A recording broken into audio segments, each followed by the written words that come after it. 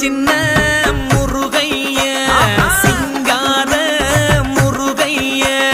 சின்ன சின்ன முருகைய சிங்கார முருகைய கொஞ்சி கொஞ்சி